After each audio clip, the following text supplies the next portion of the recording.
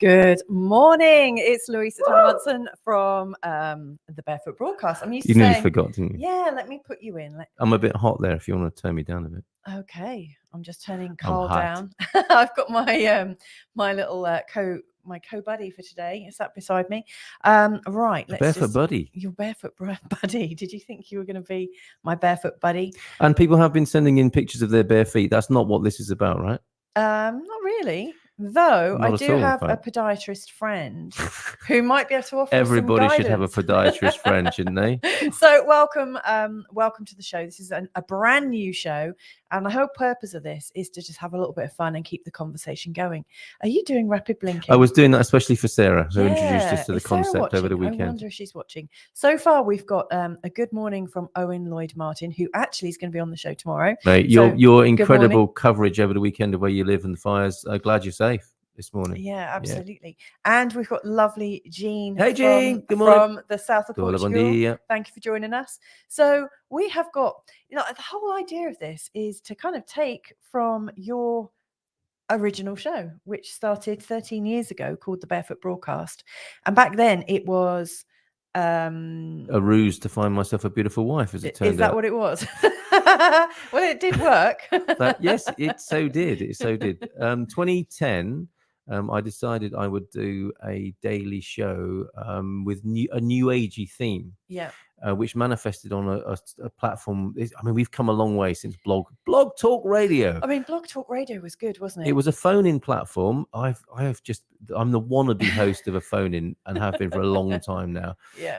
As anyone who watches the Good Morning Portugal show will know. And it was a phone-in, and I would have a guest call in, and we would take calls from people. And we made some amazing friends around the world who did call in to speak to the astrologer, the intuitive, people doing all sorts of amazing things, and we built a community back then, didn't we? The Barefoot Broadcast community, and you'll see some of those people here. Because we've got quite a few of them as recurring guests. They're all going to join us. In fact, Ben, who's going to join us today, Benjamin Stubbs, is going to join us in about 10 minutes. Mm-hmm. He's one of the original Barefoot Broadcast people. He is. And what a lovely community that was. People who were at our wedding, people who saw you arrive into the scene. If it not for the Barefoot Broadcast, you wouldn't have met. I don't think so. I have so much to be grateful for. Of course, the most central part of my life now, and our friends and family. It's a lot to do with the Barefoot Broadcast. Now we mention it. So good morning from Philomena to Philomena. Thank you for joining us. It's really nice that some of your guys have found us over at the Barefoot Broadcast. Please do like and subscribe if you're new here. The Barefoot Broadcast. This is where all the sort of interviews go. There are some interviews of Carl, like for instance, who was that interview you did with a really big star? Brian Hubbard. That's right, Brian Hubbard. So it's all things. Lynn McTaggart's husband. Yeah, so it's all things kind of slightly natural, all to do with consciousness and things like that, and just having a great conversation because you didn't. I must just say good morning to Thunderduck. Thank you so much for being here, T-Duck. It's really lovely to have you here. But earlier this year, I was starting to get a bit sick of myself because I realised I'd been really living in a place of polarity since the start of the so-called pandemic, which lots of people believe wholeheartedly in. Some people have questions about it. And I noticed this great big division. And I've been living in a little bit of confusion ever since then, in spite of my interest in finding a place of peace. And so this whole kind of bringing the Barefoot Broadcast back has really been informed out of that.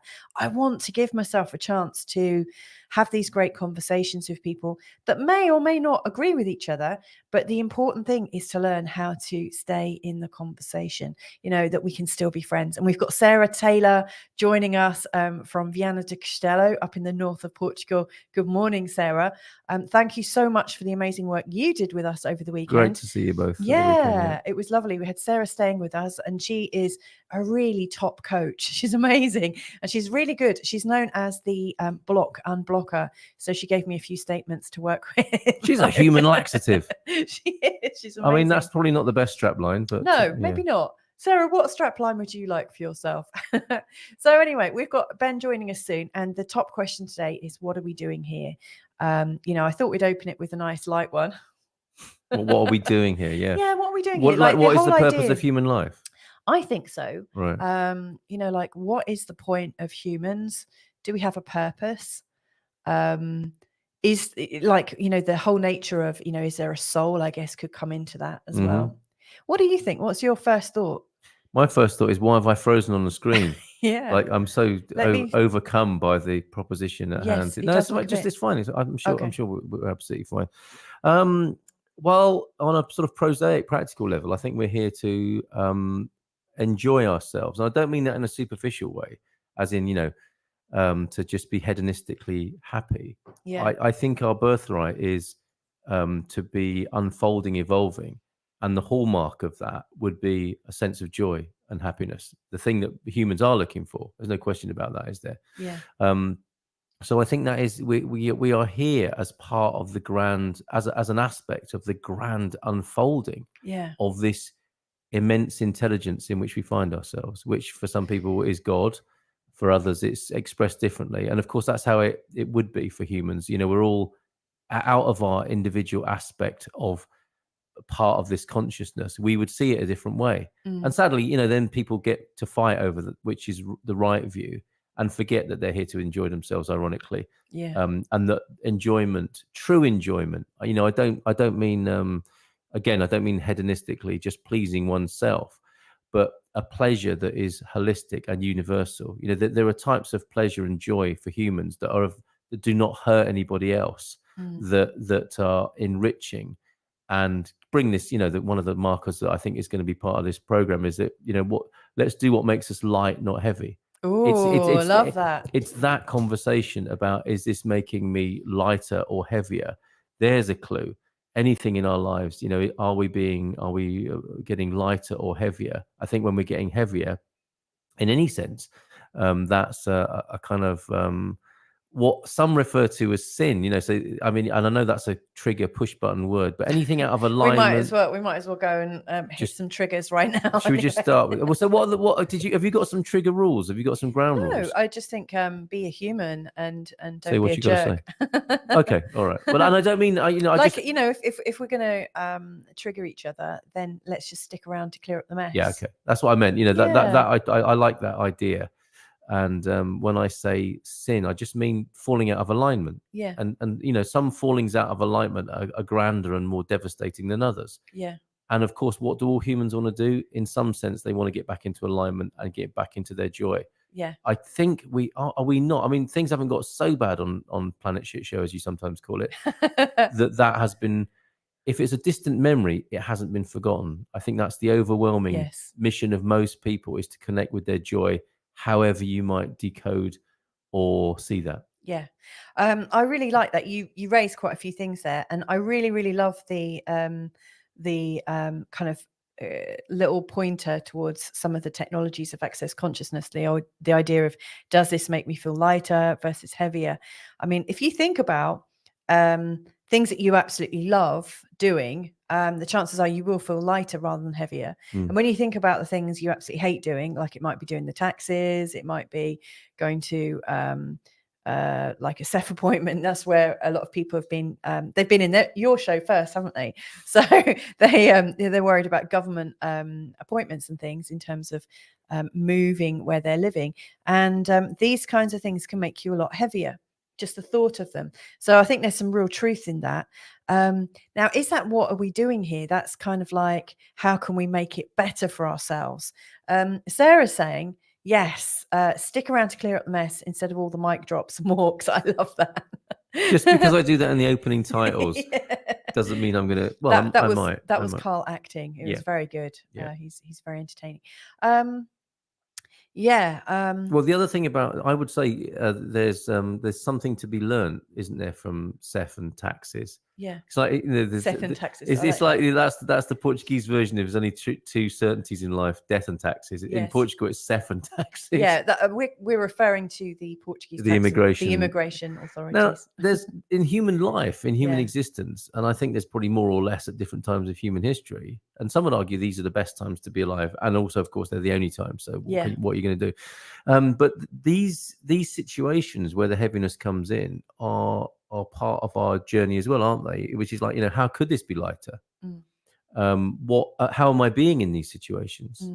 These are great questions, aren't they? Yeah. And that's part, I think, of our unfoldment and our wish to connect to joy is if we are finding ourselves undermined, triggered, made unhappy, or choose to be unhappy about something, there's a transcendent opportunity, possibility to look at that and say, why have I shut down, closed down? Why am I habitually like this in situations that threaten and challenge me?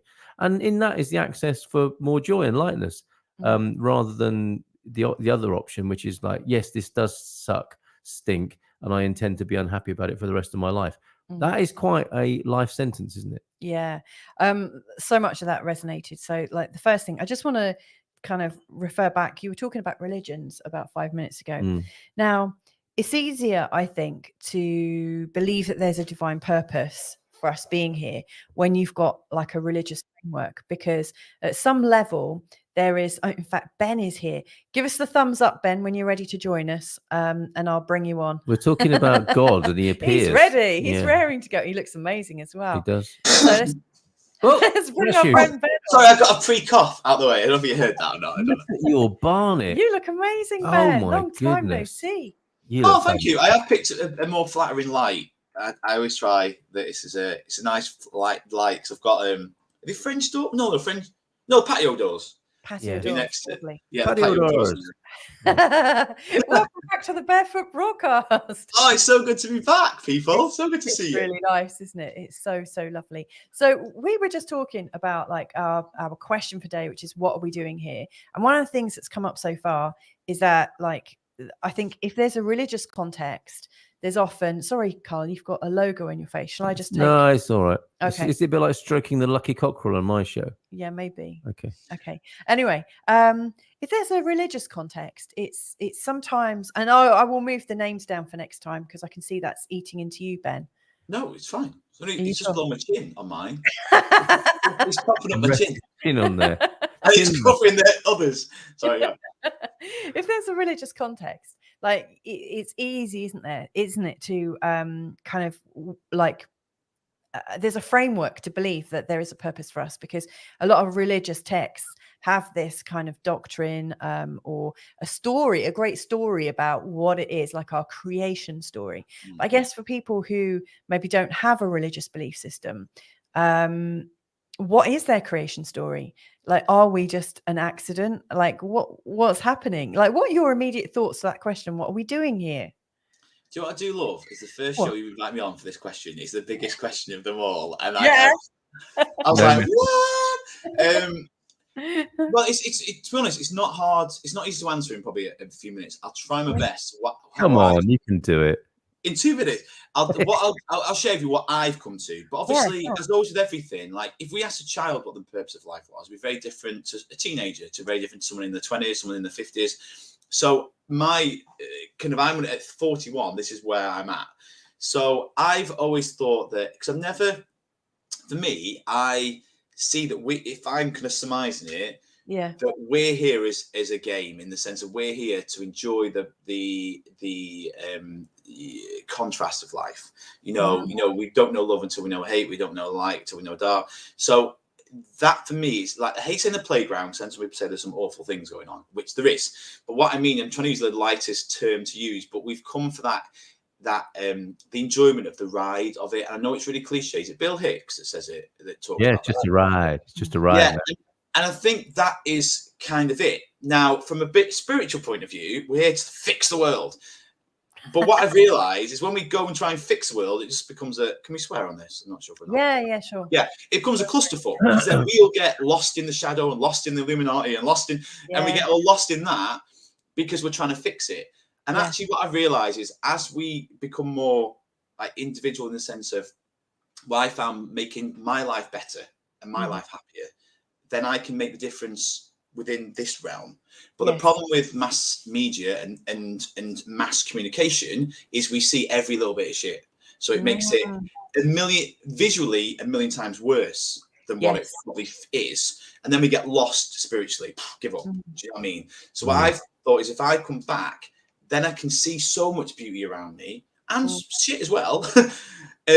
But it makes it more doable to make a difference. And then I think when we do stuff that we love and we enjoy, then we make that difference that we're trying to do spiritually without trying. And I think when we try too hard, we then hit that brick wall of either we just get lost in the darkness, we get lost in the challenge of what it is because of what we can see around the world. So for me, I feel it's part of that adventure is to understand who we are, our own inner power, and then make a change, but not through making a change. So, and people say to me, when I have this discussion when I've done talks and stuff, and people will say, yeah, but like I say, like, why did we create this then? If we do this, why did we create this? Why did we create a world like this? If we're creating this world to make an adventure, why did we do it? And the thing I always say, look at Netflix. What do we watch? Paedophile documentaries, murder documentaries, Saw films. We watch people get tortured on a movie because we know it's a movie and we know we can come out of it. And I just think this world, until we realise the power of our minds and the power of what we get back, that it's a reflection of what's going on. And until we start to clear our own personal stuff, I think then the world will start to clear. But and they look at Netflix. People ask for it, otherwise they wouldn't make it. People wouldn't make the Daily Mail unless people read it. So people read it. So what I'm saying, where our attention is. Yeah, to me, just going to wrap up the journey for me, what I'm realizing in life is at the moment is coming back to me and the simple things of love. Like me and Carl said in a previous one, the idea of being kind. You know, how much love can I install in my life around me? I still get pissed off. People still piss me off. Things still piss me off. But my general rule is, how can I make this day a bit better for me being here? Like, can I be kind to the person behind the checkout? Can I be, be honest with people when I've got an issue? Could I be, isn't like we said before, like all spiritual, happy, shiny. Sometimes you have to have awkward conversations. But can I make this day a bit better in every way, shape, or form? And I think if we did that, that's what I found makes more of a difference. So for me, it's finding that inner starting point rather than trying to change out there. Yes. Do you know what? Legend. That was a legendary answer. Really, really good. And, it's very waffly, but it's a really big question for like 10 o'clock in the morning.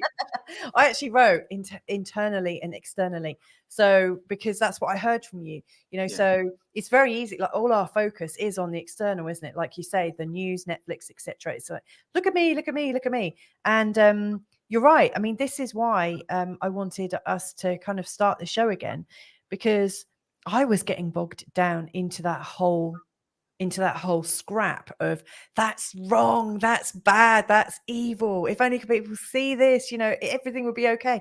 And it wasn't bringing me any happiness. It's just bringing me more misery. And, like, how can we make a difference? And what I've deduced is the only way we can make a difference is to just mind our own business a little bit and make sure we make our lives as brilliant as possible without also deliberately trying to mess things up for other people, giving everyone else the chance to have the same kind of freedom as well, which is another narrative that seems to be pretty high. It looks like you've got some stuff to say about that, actually, Ben.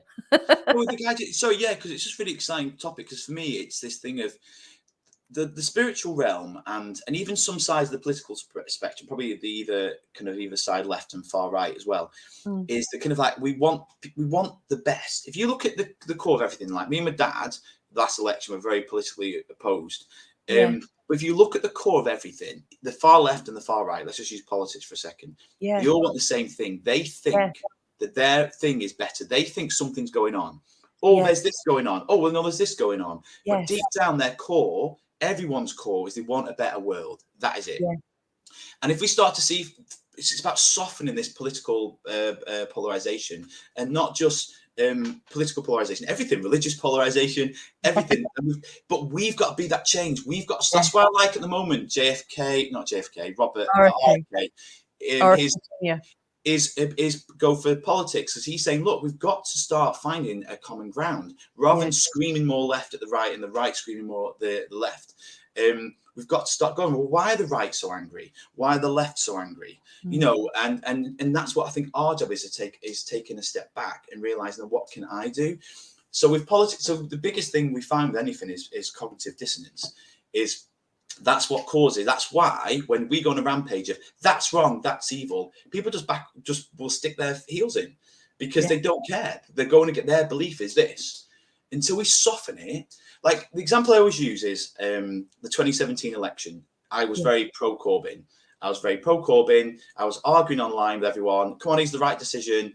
Did any argument I have on Facebook change anyone's mind? No, not one. It probably just entrenched them more into their own corners, right? Yeah. So 2019, I didn't bother. But what I did do was when conversations came up, rather than going, oh, bloody hell, right, I know you've got to vote him. I was just like, well, I was softer with my approach. I was like, I quite like his policies, and I was softer with my discussions with family members. So when they were quite aggy towards him, I didn't say I was I quite liked him. I just said, oh, I quite like that policy. And because I wasn't arguing with them, a few of them went, oh, I didn't realise that. Now, if I'd have gone in as, you know, but that summed up for me spirituality, changing the world. That just summed up. We go with this kind of block wall of you're doing something wrong, we're right. Then people bite back. And so that's why I don't do it anymore. I just want to live my life as best I can. And if people ask, then I'll tell them. And a lot of my friends know some of the stuff I'm into. And I'm not perfect. But I just say, look, I just decided that I've got a choice over to see things half full or half empty. There is some shit, but I'd rather take the best out of my day, really. So it's just that I've scaled back to make it internally. And I feel I'm making more difference, but I can't do it for that because otherwise they'll push back. So that's what you're saying about the internal, external. When I've stopped fighting the external. Now, if I saw some issue in the street, of course I'll deal with it. But I'm not going to choose them internal battles because it's just me battling myself. You're fighting with reality, and you always lose. What's that like? Can I ask about how is that working out for you? Which is often a put down used to finish an argument with someone. How's that working out for you? And this is the opposite, if you like. How is that working out for you, Ben? The sense I get from you is lightness and a relief about taking that approach. How is it? Totally that. It's not perfect, but it's a lot better. So like most people, I did the thing of when I discovered about, let's just use the word Illuminati or all these different things going on around the world, you crash and you're like, what? Like, really? But then I started to look at all the kind of, over the years, reading all the self-help books and looking at all the science behind the universe and reality. And then it starts to point the finger out what we put out, we get back. Not just law of attraction, get a new car, but actual physically that we have power over our thoughts. And I remember the scene. Days. Imagine you're driving that car.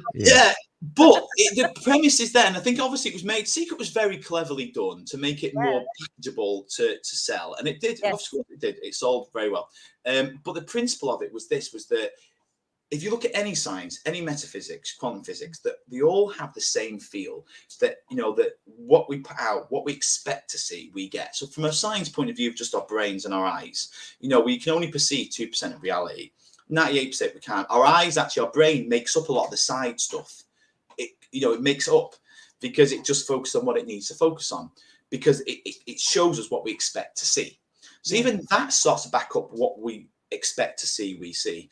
But all the kind of quantum physics, metaphysics talks about what we put out, we kind of get back. Think of the famous one, karma. It's there all along, whether it's science, spiritual, religion, that field of what you put out, you get back. So then when I discovered the dip, I was like, well, hang on, if this is true, then they whoever they are going to want me to be disempowered, angry, etc. So actually, I'm just doing what they want me to do, even by feeling I'm right in my anger and disgust at them. So I'm just adding to that energy, the collective consciousness. Like, I don't want to blow like too much too. I know it's quite early, but like the collective consciousness is the idea of that we have this. We're all born from a collective human consciousness. Animals have it. There's been so many studies about rats and all these different things that show that we have this collective consciousness. Yeah. So, like, once the 4-minute mile was broke, everyone kept breaking it. But until then, people would fall down just before, would collapse just before. But as soon as it was broke, bam, bam, bam, our brains thought, our collective consciousness thought we could. The reason why I'm saying that is it's the same with this for me. I'm thinking I've got to start believing and start to kind of take the best out of life to make that difference and add that to the collective consciousness, rather than, oh God, we're all doomed. They've got control over us. Oh, the powers that be. Fuck off. I'm sick of hearing about the powers that be. Like, we're our own power. Now, until we start to realise that, like, you know, that's what I think. That's what I realised. I thought, that's what I think they think. They want us disempowered. I'm not disempowered. So to answer your question, Carl, I feel more freer than ever. And I have some beautiful interactions with people. I've probably cried more than I have ever in the past 2 or 3 years. But they're normally in beautiful moments where you've just been authentic with someone and you're not trying to put this facade up. Yeah. So I try to be more organic, try to be more real, and try just and make the change in where I can see, rather than Russia, Ukraine. I mean, other people have done some beautiful things regarding that. But what I mean is, I've just chosen that I can really make most effort here. And I can't go, oh, bloody war's awful in Ukraine. Oh, but my next door neighbour's a twat. You know, you can't. I can't. So nice. He isn't actually. He's very nice. Just in case. Yes, okay. Yeah, just in case he's watching. But you see what I mean? I'm not here to prove that I've got it perfectly done. But I tell you what, Carl, I feel something's lighter because I've realised that I cannot control so many things. Yeah, for what it's worth, mate. My own reality, but then that ripples out. That's what science is saying. That's what religion says. That's what spirituality says. Well, and that's how you occur to me. Yeah, that's how you occur to me as well. That's so you know, for what it's worth, that would appear to be the case from how I am viewing and experiencing you. I absolutely. I just want to go with that one sec, Louise, just because I want to hand to you two. I just want to say that I always get accused of sticking my head in the sand. I don't. Oh, sorry. Yeah. You know, no, it's fine. Before we talk about the whole head in the sand thing, because I was accusing Carl of doing that a few years ago, and it actually caused a lot of discomfort between us. I just want to say hello to a few of the people that watch. We've got quite a few people. No, it's lovely. So Sarah is saying, love that, Ben. That was actually to a few comments before. It was. She is like, right on. She's loving that. Facebook user is saying, hi, Carl, Louisa, and Ben. No, I don't know who that is. It might be Jay. I'm thinking it might be Jay, who is coming on a Thursday show. But if it's not, let us know who you are. We've got Solar Life Portugal. That's Pete. As Philomena says, it doesn't take much to make someone happy. I think it's lovely if it is like that. And thanks for being it's here. Knowing what it is, isn't it? Yeah. Some people pride themselves on being really difficult. I've learned from my own experience, the smallest things can make other people happy. Yeah. And there Hold on, sorry, this isn't the Good Morning Portugal show. That's meant to be a smutty innuendo. Sorry, carry on. But that made us all laugh. I like it. So Owen's saying, it's like a love fest here. We got, hey, Sarah, hey, T-Duck. American in Portugal, moved to Portugal. That's our lovely Veronica. She's saying, hola, beautiful soul. And outside also. Thank you very much, my darling. Ben is 100% on the button. Of course you are, Ben. Just when I thought I couldn't get up any more fired up this morning. Oh, Sarah, that is really, really awesome, because that's the whole purpose of this. You know, like Ben was saying, I just realized I was getting more and more down and depressed and feeling disempowered, you know, and just earlier this year I was thinking, what can I do? What can I do? What can I do? And I realized actually from a selfish perspective, I just want to have great conversations each day and put myself in that space of possibility, because you're talking about possibility, aren't you? You know, like you never know what's going to happen when you kind of just say, okay, it's more important to feel great. But it creates a possibility, and then anything can happen. But of course, if you're in this space of being all doom and gloom, then you're really kind of like downing the opportunity for something amazing to happen. We've got Sai and Fee. Hey, that's so good that you're here. Thank you so much. And then we've also got the Global Nobles. Hola, everyone. Amazing show. Nice to see you both. And Amy Noble has got a lovely friend who wants to come on the show. Hopefully, fingers crossed. Well, that's really a good call, isn't it? I mean, there are people we don't know who would there are people you don't know and we don't know who might make great guests for the show as well. And they don't need to be in Portugal. That's the important thing, isn't it? I mean, they can be anywhere in the world who in line with this message that's being spoken about this morning. Yeah. Oh, it's lovely. Can I rewind a bit? I'm watching and smiling from ear to ear. Aww. Of course you may. What would you like to say? You were saying about how you might have accused me of burying my head in the sand, and at the same time, I was accusing you of being on Conspiracy Mums all the time, which was my Which, favorite. by the way, isn't it was your it's favorite? Not even a thing. It was it's passive aggression. It was, and we were both sort of passively aggressively pushing each other towards this space, weren't we? Yeah, of like, oh, get off Conspiracy Mums. What's going on now? What's the latest Q drop? Q drops should be a cough lozenge, shouldn't they? Not something that keeps women awake through the small hours of the night with other Conspiracy Mums. And yes, and you were just taking the whole idea of what you thought I was up to. Yeah. And you were just while I had my head in the sand. You had absolutely from your point, no idea what I was reading at all. No, I had no idea. No, I was just needing to do a little put down like that. What's the put down? What's around the put down of having the head in the sand though? What's the other side? Like sort of not being woke or not being awakened. Yeah, like I mean, this is the thing I found quite distressing actually over the last few years. I mean, to be fair, if it's the only thing that I've found distressing, we live pretty good life. But I mean, one of the things I found quite distressing is people calling each other sheeple versus, and like people saying, oh, I'm woke. And if you're not woke, you're not awake. And then there's lots of people saying, no, I'm awakened, I'm not woke. And there's all these different like labels that people are clinging to. And all I really see with these labels is they're separating people. And of course, once you feel separate from someone, it's easy to judge them.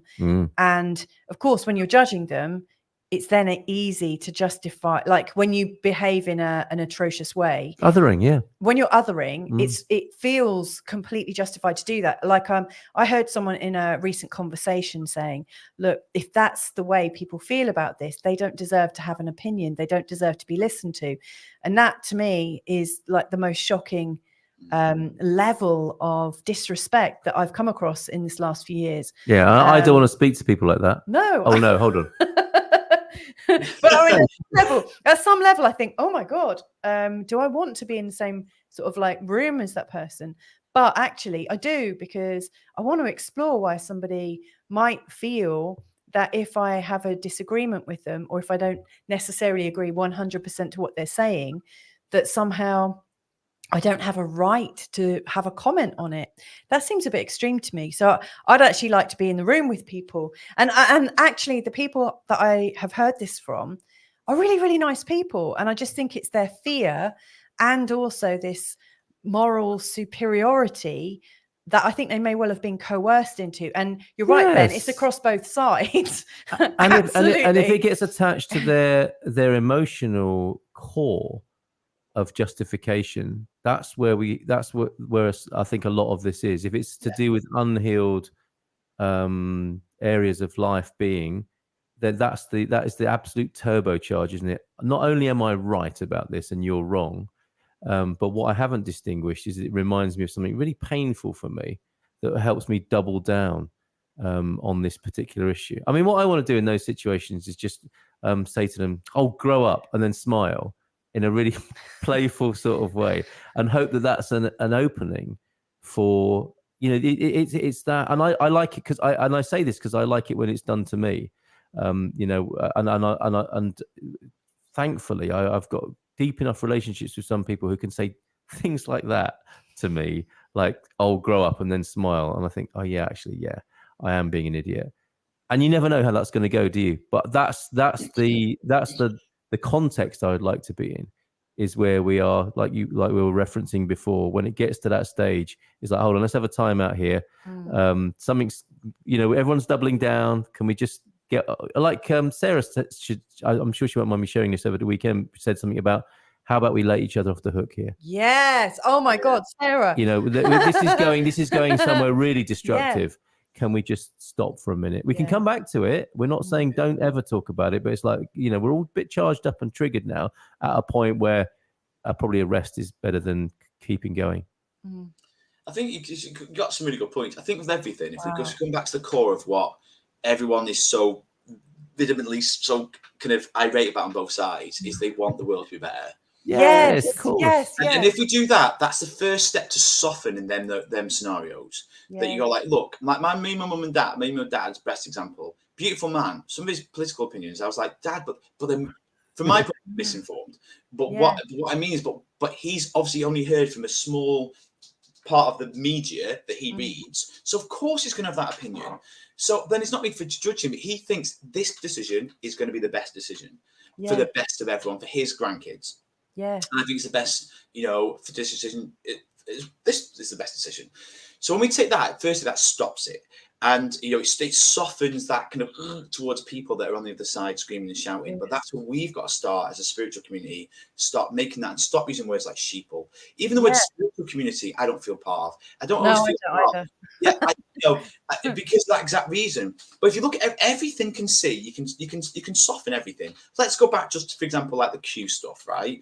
And the conspiracy theorists, inverted commas. There's a lot of things the conspiracy theorists said that are true, that are all coming out as true. There's a lot of things that were said around that same time that were bollocks. But because what will people do? So they said Q said that Trump was going to win, and he didn't. So you know what I mean? So what I'm saying, but then some things they were saying was true. So you're like, but why can't we just, if you have to pick one or the other, and then this side will just pick the things that were true and shout at that person. These people, rather than going, look, some things were true and false on both sides. So some things the conspiracy theorists said about the vaccine, etc., is now true. It's common knowledge. But some things they said was going to happen didn't happen. So so it's about softening everything. And I think with you, because I'd be classed for most people left wing, even though I'm not, but I think we should have free speech. Because if we don't have free speech, then like you said, what happens? It gets deleted off YouTube, then gets linked everywhere else, and it explodes 10 times worse. Because what happens, we're creating that fight and it just explodes back. So let people have that freedom to think and be who they want to be, as long as it doesn't affect anyone. But going back to what you said about hopeful thing, this is where I think for me is where I take it. If you heard of a thing called, I think I might have spoke to you when we did the book stuff, Carl, but the Bader-Meinhof phenomenon. So the Bader-Meinhof phenomenon. What's that? It's where basically, when you get a new car, and it's a yellow Mini, you then see it everywhere. Oh, you see it everywhere. Yes. Yeah. So are there more yellow Minis, or are you just choosing to see them? And that's where it's a bigger debate. But either or, you're seeing more of them, right? Yeah. So that's the same with what you said about possibility thinking. Yeah. If you start to think and believe, Albert Einstein gets quoted a lot, but one of his big famous quotes, which I'm going to misquote here, that doesn't really get quoted a lot, is the question to ask yourself. He says something along the lines of, the question I would ask myself is it a friendly universe? And that was Albert Einstein. I'll find the exact quote. And what he's basically saying is, do you believe the universe is on your side or against you? If you believe it's on your side, like your possibility thinking, you will see more yellow Minis. Yes. In other words, you will see more evidence of it. You will see the people that you need to see to help make the world a better place. But if we see it as broken, it is broken. And if we see it as full of possibilities, full of amazing people, with intelligent people that have got ideas that can change it, then we see it. And then we'll create that network more and more. And so I think the law of attraction, again, gets poo-pooed from both sides. But actually, the principle of what you kind of choose to see, you see. So a lot of it is true. It's just got lost for a lot of the cars and money and stuff. So with your possibility thinking, if you believe life's full of possibilities, you will see the evidence. You will see that. And that's what I choose to be more. I want to see more possibilities, more excitement, of more ways to make this world better, not that it's broken. And I think that's it. I love that. And if I go out today and I see a yellow Mini, I'm gonna it's him. Give you a holler. I'll give you a holler. There's a thing in the UK where there's a stupid game. If you see a yellow car, you have to punch someone. Like it's been games, since you were little. Like yellow. It was called Mini Pinch, Larder Punch. Oh, I can't remember. But so It's wonderful what you're saying, Ben, and I'm reminded of how, and I think he was a Barefoot Broadcast interview a long time ago. Donald Reeves, who was the rector at Alternatives in Piccadilly, which was an incredible venue, I think in the 80s and 90s for speakers from all around the world. All the big American names came to Piccadilly in London and spoke at this amazing place. I met Nick Williams there, who was a great writer and another Barefoot Broadcast interviewee. Donald Reeves came to Exeter as well for the One Vision talks we used to have there, and he was so inspiring, as well as his, being a revolutionary Anglican priest. I think he was an Anglican, and the rector at St James's Church in Piccadilly. He was a conflict resolution consultant expert, and he spoke of his time. I think it was in the Serbian, war, of resolving a conflict resolution between the sides, if you like. And whenever I read about those, actually another speaker at that same event was, I can't remember her name now, but she was a woman whose father, I think, was killed in the Brighton bombings by the IRA, and she reached out to the IRA. And the common thing between them is that they reached across this divide to find exactly what you were talking about, Ben. These are horrible things that people did. I'm not minimizing that. But what it led to was people saying, maybe we do want the same things behind all this bullshit at the front end of it, in war and conflict. And they made that their aim, to find out what they had in common, rather than continuing to entrench their differuses. And that could be a crucial situation at the moment, couldn't it? I mean, I don't see it. I'm sure there are Russian mothers. Do you remember that? There are Russian mums who will be united with Ukrainian mums. And that's what I would love to see on the news. Yeah. I would love to see Democrats and Republicans who can be in the same room as each other, saying we want the same things. We just have a different way of talking about it and going about it. And X, Y, and Z, every other world conflict, to actually have the possibility of people showing how they can connect in the way that you said, Ben. And it's been done throughout history. We just don't tend to hear about it, do we? The crux of what you said is this, that I've always said this: the world at the moment is very much retaliation. You've done some slap for doing that. But until we start to say, why are they doing that? Why are they thinking that? And the core, it's the same. It's out of fear. It's out of inner turmoil. So, for example, like what you said there, why are these people doing this? Well, they feel like this. Now, again, it's not excusing any of their actions at all, but until we look below their actions. Like my students, when I used to teach, I always get the quote naughty lad group, because I was the only one that could deal with them, apparently. But they weren't naughty lads. They just had a bit of a shit upbringing and a bit shit start. Actually, some of the things they did, they shouldn't have done, and I spoke to them about it. But I just saw deep down who they really were. I just try to remember that what they're showing me is just an external response to what they've done.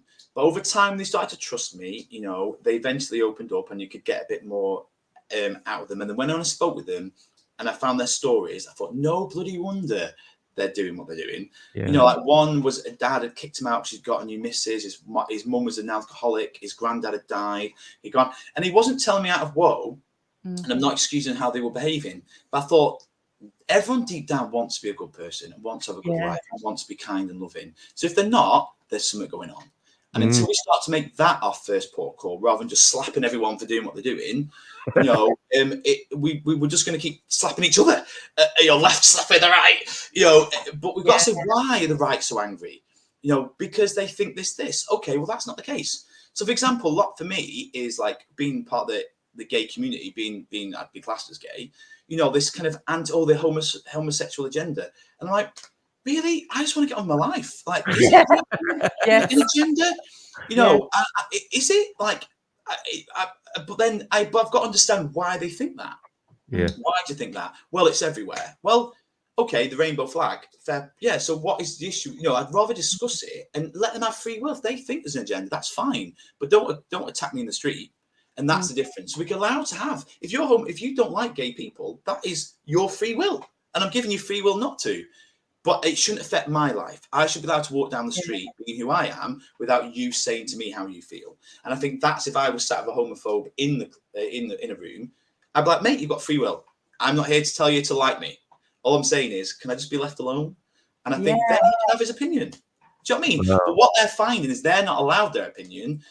So then they think we're not allowed to be straight. You are. It's fine. Your kid's not going to suddenly turn gay because they're waving a flag. But you know what I mean? But I've got to understand why they think that. Does that make sense? I've got to understand. It does completely make sense. I'm not going to judge them for it. If they're attacking gay or trans people, 100%, I'll no. But what I'm saying is we can't. I've got to start why. Like, mate, why are you? Well, I'm not going to, I promise you, I've not chosen to be gay. I said, I just fancy men. It doesn't matter how, me and my brothers were brought up the exact same way, you know, and so there's nothing like I waved a flag, he didn't, or I wore pink and he didn't, you know. But you get what I'm saying? It's just, totally get what you're I'm saying. allowing homophobes to be homophobes. That's their free will. As long as you don't, and that's just where I think I'm becoming more like free will, like just, as long as people can do what they want to do, I don't care what you do. As long as it's I hear you. So hear you. The left don't want the right to have their opinions. The right can have their opinions. If you want to don't want to bake me a marriage cake, you don't agree with gay marriage, fair play. I'll bake you a cake. Yeah. Do you know what I mean? And, you know, I heard last night. But my cakes are really terrible. Yes, I will bake. You're not baking my marriage.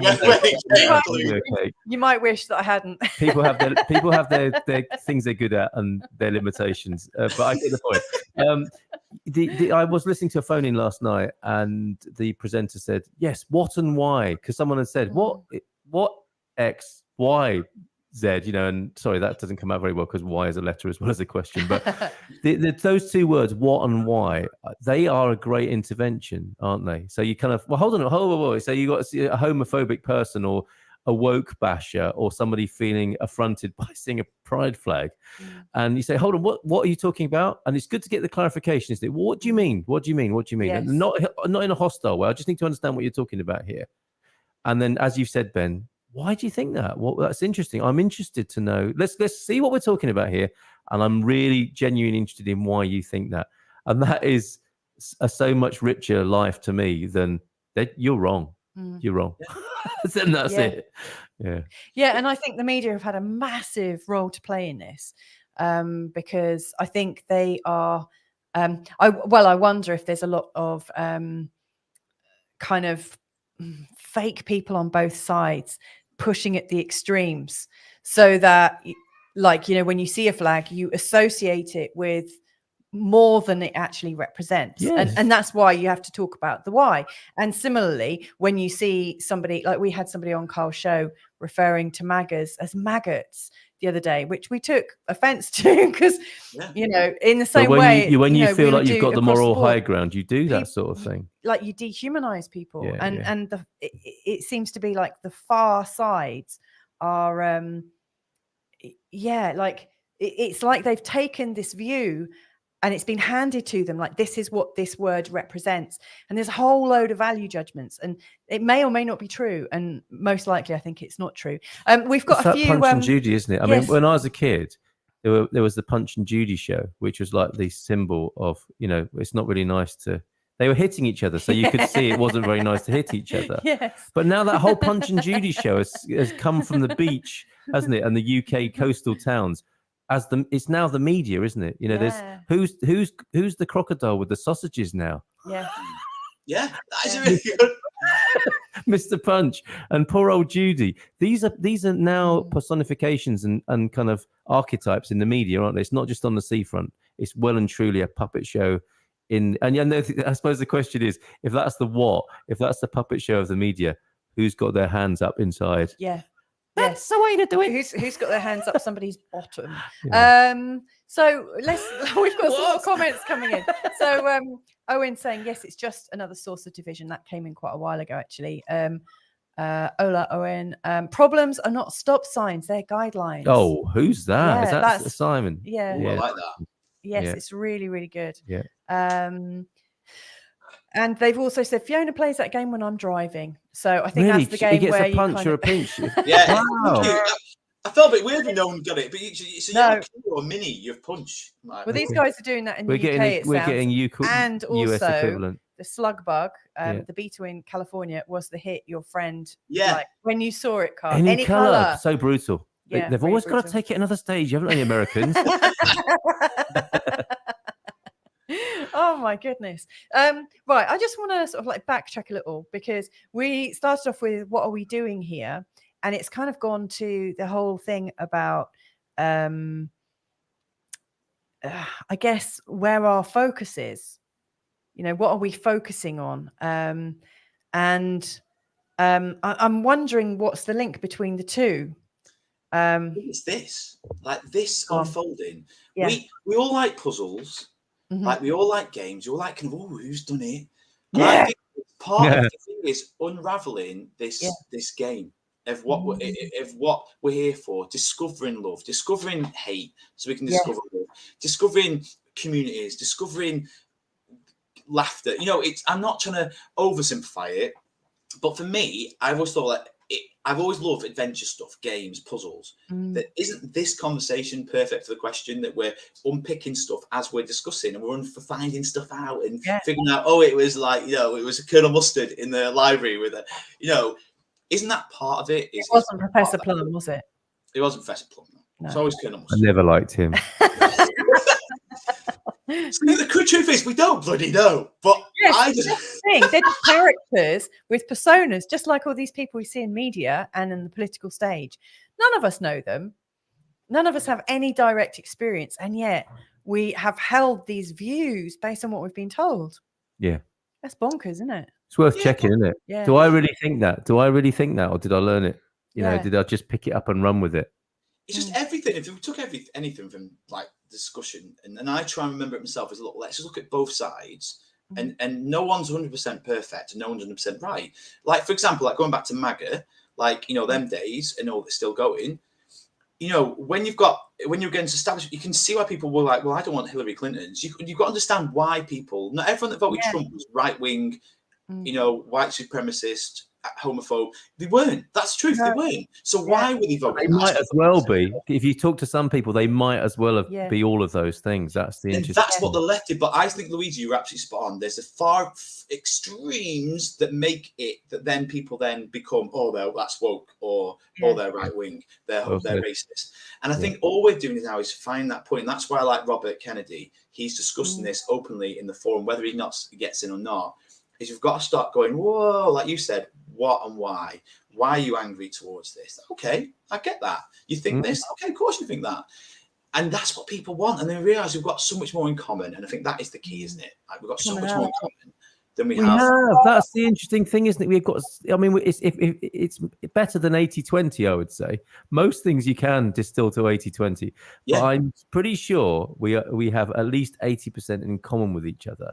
Yeah. And we know that there are agents among us who would rather focus on the 20 that makes us different, which then looks like 80% different to each other. Yeah. One thing that now this took me a while to get to, I have to admit, and it started to occur to me about a year and a half ago, that actually people who are starting to sow seeds of discord, like deliberately, they're actually helping us. And I know it doesn't feel like that, you know, that people who are deliberately trying to cause mischief, trying to sow hatred and discord, they're helping us to be so moved by things that we take a position.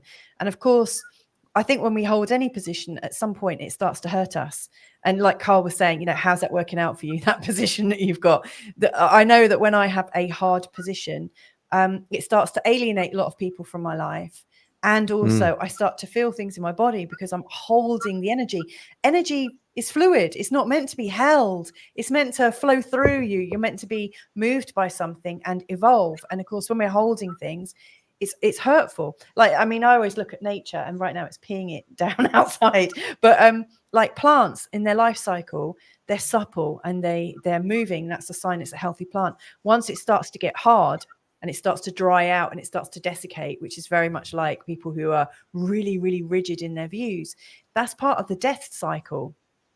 That's the only time we don't move is when we're dead. Mrs. M, can I speak of my stereotypes in that regard? The people who I know who are the most open, loving, and fluid in that sense that you describe, often I have in my mind the lithe yoga retreat going gym bunny, kind of yoga bunny type person who is like, you know, flowing, and that's my archetype or my stereotype for that.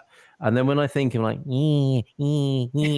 I think of brittle. I think of acidic, brittle people that I've known in the past. And then that's not a put down. That's an observation of how that's at work in people. Is the stiffening, you know, the very brittle, stiff, desiccated worldview can tend to make a stiff, desiccated, brittle person. Yeah.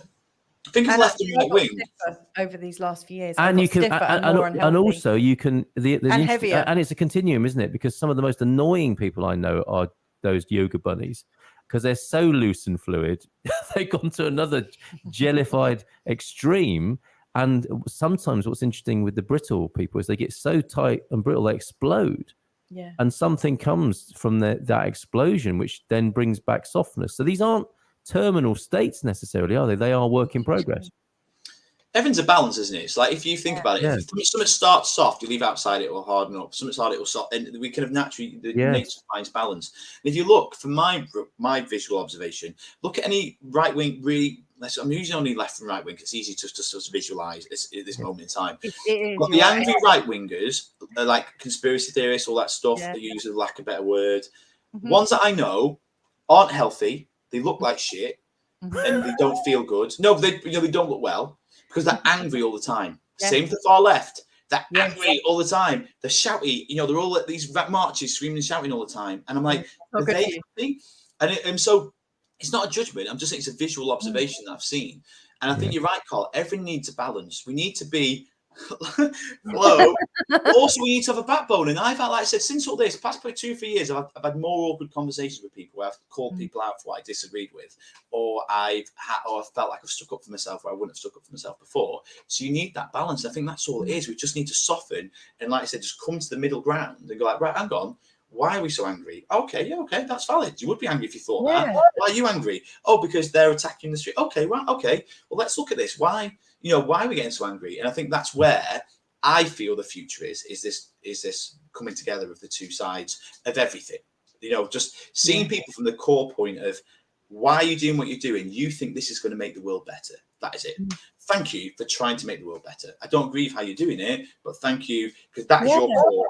That is it. The core of everyone's thing is to feel better. Everything's from love or cry for love. And absolutely. Oh, yes. I really felt that. And the thing about chronologically, the coming together is not only what you could have as the future, but it's also eternity, isn't it?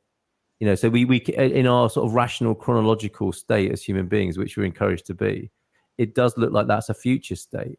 But it's also our past and our present. It's eternity, isn't it? That moment of balance that we all experience, which is part of this search for joy, is eternal. It's beyond time. So I mean, the only way we can work towards it is in the future in that chronological sense. But it always was, always will be, and is eternity, isn't it? That beautiful state that we're looking for. We're coming up to time, and I was really strict with Carl. Shall I throw my headphones down? No, don't. Please stay. But I just want to finish off with some of the comments before we run out of time. So Solar Life Portugal is saying, that's Pete, there is nothing wrong with disagreeing with each other. On Saturday, Garvo, who I strongly politically disagree with, travelled all the way over here to celebrate my birthday. Happy birthday, by the way. Yeah, parabéns, Peter. And we both learn from each other and always have a great time. It doesn't matter if I'm right and he is less right. We still enjoy each other's company.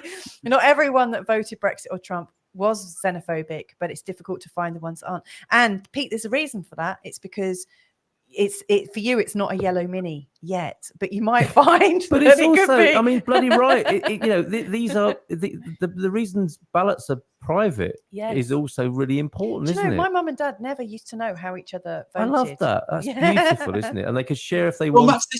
Go back to this point as well. I think it's on my screen at the bottom. Is what we've got to look at. I'm not judging that point because it's valid. Again, he's allowed the valid opinion. What I found with it though is a lot of opinions are formed from their viewpoint of what the media they read. Yes. And so when you actually break down and you sit with them, so if we're doing this conversation like in an ideal word, like, oh, why did you vote it? Oh, it's immigrants. Okay, why are you so angry at immigrants? Well, they're taking our jobs. Oh, okay. Well, they're actually not. Do you know what I mean? But what I'm saying is that conversation will then unpick that.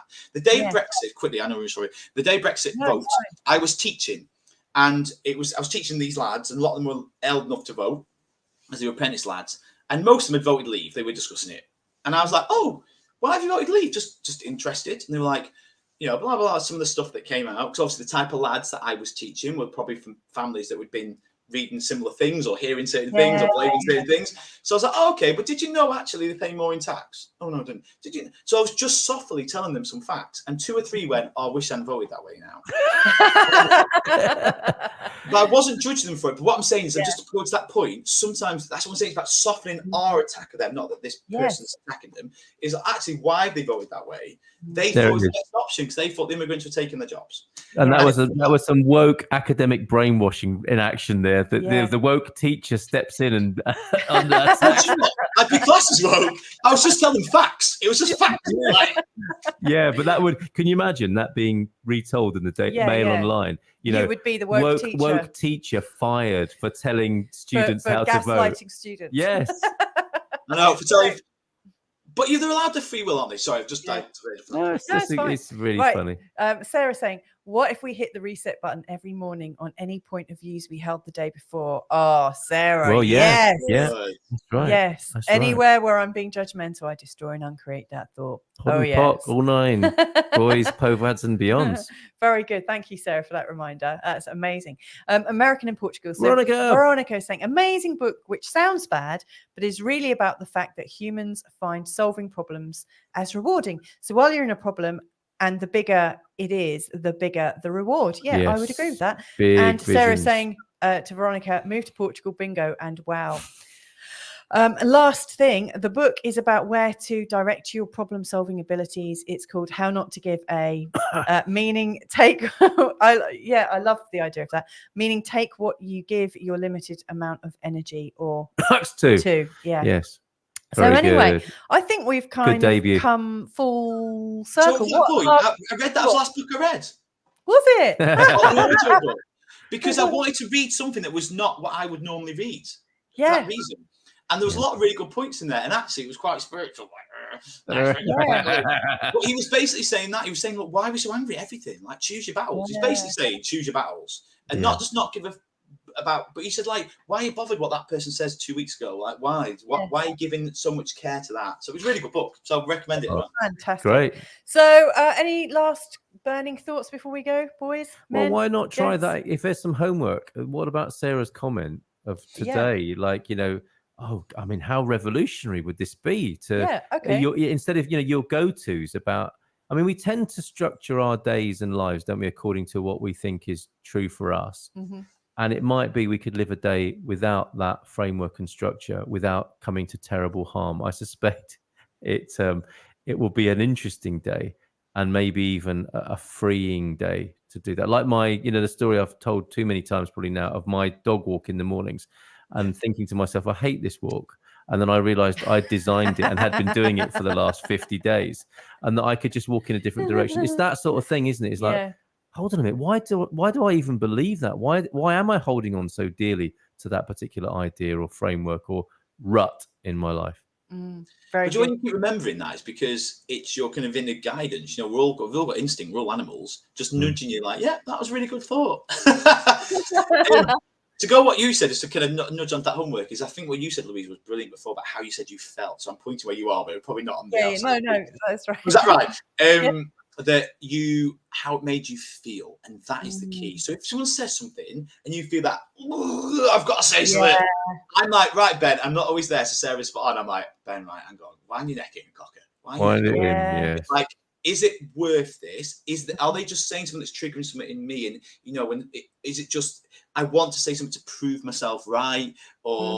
And so it's a really good point. So what I would do is to go on from Carl's point is when you do get something, spot that feeling of I need to retaliate. And sometimes you'll retaliate, and sometimes you get help it. But it's just being aware that you'll find that in you. But I need that as an MP3. What did you just say? Hold on a minute. Wind your neck in, cocker. Can you say that again for us so that we can hear your voice in our head when we feel that I need to respond? We might capture that as a sound wave. Right. Okay. So I really am going to have to draw this to a close. So I agree with Carl. If we hit the reset button every morning on any point of views we held the day before, that could have a massive impact on us. And check yourself before you wreck yourself, just as Ben is saying as well. Yeah. Gillian's joining us. I joined at the beginning, but it was saying it started on the 4th. So I went away. Then I realized it is the 4th. We're already halfway through September. I can't believe it. Where's that gone? So Pete's saying that was okay, but I prefer Jimmy Carr's self-help book, just funnier. I don't know what that one is, but it obviously sounds good. I think it refers to his tax avoidance, doesn't it? That's kind of self-help, maybe. I don't know. Gillian, may the 4th be with you, or my the 4th be with you. The 4th of May is actually our wedding anniversary, so Carl can remember it. And your birthday's Boxing Day. Oh, so that was ages ago. No, this is his birthday, Boxing Day. His birthday was yesterday, so it's his birthday, Boxing Day today. Oh, right. Okay, thank you for that. Okay, that makes more sense. All right. Anyway, thank you so much for joining us today, Ben. You're awesome. Will you come back? No, thank you for this. You're awesome. This is a love fest. No, thank you for the invitation. This is the conversations I love having. Yeah. I've done with the kind of because that doesn't help. These type of conversations are what uplifting, thought provoking and expanding. So thank you very much for inviting me. Oh, you're so welcome. And will you come back again soon? Yeah, invite me. Just give me more than 24 hours. I'm so sorry. How about same time in 2 weeks' time? Showbiz. Brilliant. No, I'm only joking. I nailed it. And it's all worked out perfectly because the person's late anyway, so it's all good. Yeah. I was just thinking your guest is late anyway. Right, I'm going to roll the credits. A last thought from you, love? Do you think this is good enough for your Barefoot broadcast? Stop thinking is my last thought. Okay, just give it a rest. All right. Okay, well, thank you for joining us today, and we'll be back here same time tomorrow, where we'll be answering or attempting to discuss will we still be here in 1,000 years' time? We won't, but will humans still exist in 1,000 years? So join us tomorrow. Thanks for watching today, and hopefully we'll see you all soon. Bye for now.